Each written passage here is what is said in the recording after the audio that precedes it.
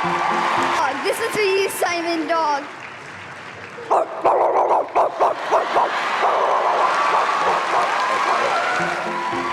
My duck.